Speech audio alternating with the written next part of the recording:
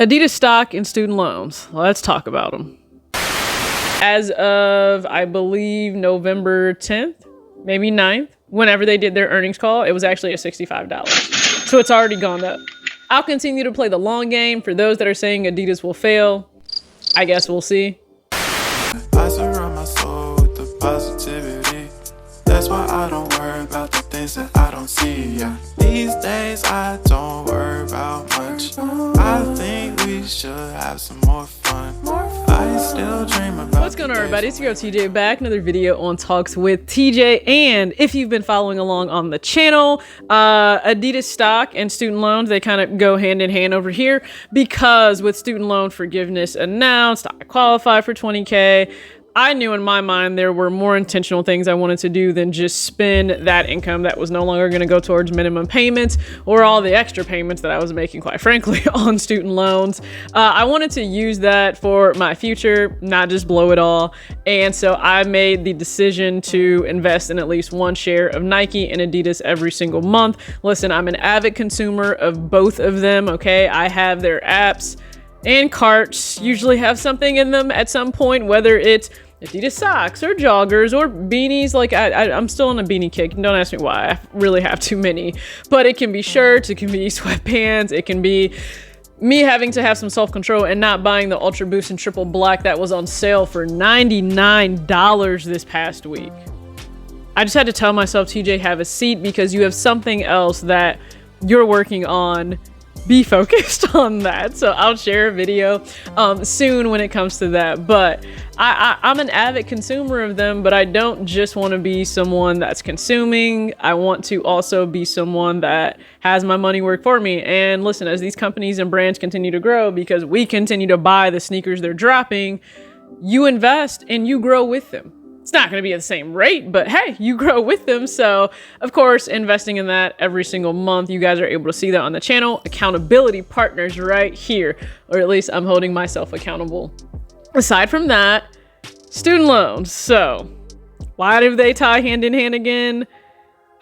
Because we have Texas, the great state of Texas. There's a side note, there's nothing I like about Texas whatsoever. But the great state of Texas, one of their federal judges decided to block or claim that the student loan forgiveness was unconstitutional. Never mind the fact I'm still trying to figure out how predatory lending is somehow right, morally, ethically, what the government should be doing to its youth. I don't know. I'm not getting into this argument again with anyone, but it's been stopped. And they're going to continue to go through this process of appeals. And is it just? And is it fair? And is it not? And is it constitutional? Is it not? While they continue to play Ring Around the Rosie, okay, I will continue to focus on other things. I'm just going to be honest with you. First off, for the amount that I paid down in 2021, it means that the payment that I have is so reasonable.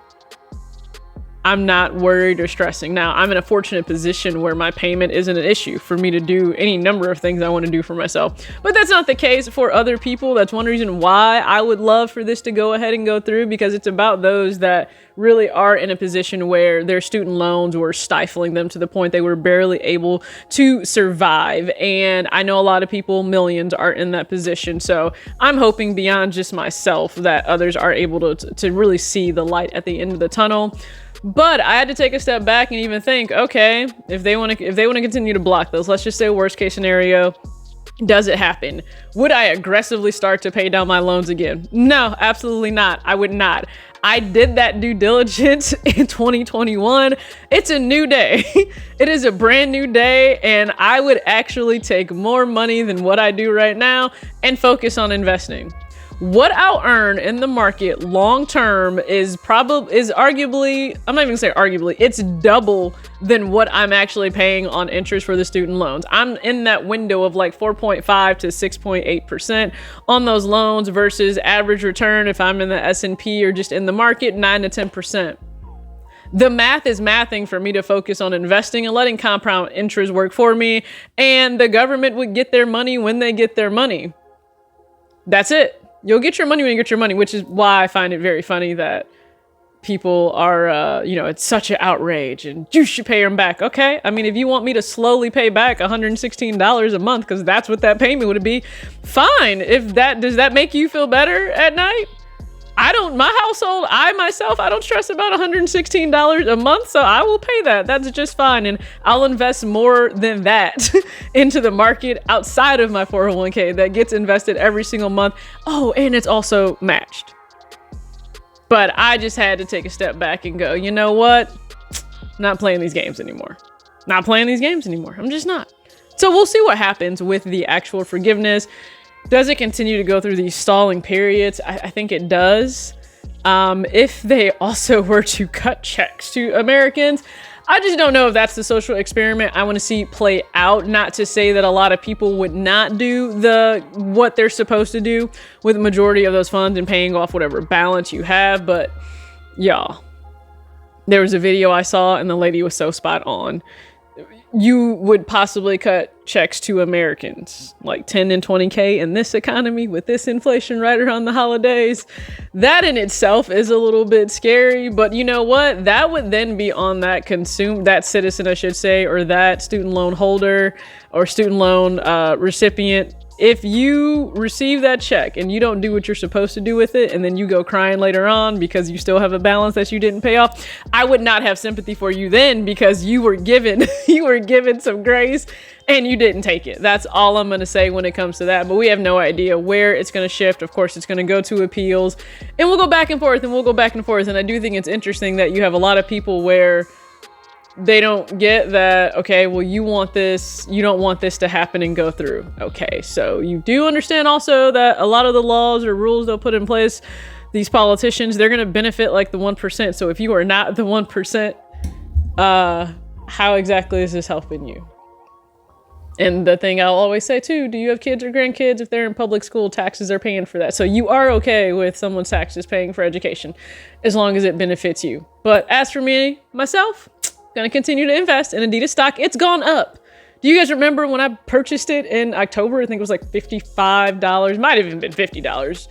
Be honest with you, but I think it was 55. I know it dropped to 50 right after the October 25th announcement between the split of Adidas and Kanye. And as of, I believe, November 10th, maybe 9th, whenever they did their earnings call, it was actually at $65. So it's already gone up. I'll continue to play the long game. For those that are saying Adidas will fail, I guess we'll see. Don't think I'm listening to you whatsoever at all. And I am also fatigued over the entire Adidas, Kanye, real Yeezys, fake Yeezys. Why would you sell his designs? Somehow you all have missed the fine print. The designs were technically never his because he didn't own the rights to them, just to the name. Also, people are stressing over a name that's just on the insole of the shoe. Are you going around checking insoles of shoes? I'm just curious. Like, are you going to walk up to people and ask them to see the insole of their shoe? Otherwise, you can't really see what shoe they're wearing. Even the 700 barely has Adidas branding on it, unless you have like flash that pops across the shoe to show the 3 stripes for the 3M on the side. I'm just throwing that out there. Also, ask yourself this question. If you're somebody that says, oh my goodness, I would never buy a shoe that was technically Kanye's or a Yeezy because it, he's not associated with anymore. Okay, let me ask you this question and don't cap. Would you hold that same energy if Nike decided to retro the Air Yeezy 2? Would you hold that same tone and energy if Nike said, you know what, for shits and giggles, let's just go ahead and retro this? He's clearly not associated with Nike anymore. You don't have to answer in the comments. Just ask yourself that honest question, okay? All right, thank you so much for tuning in. As always, act your age, not your shoe size. Peace.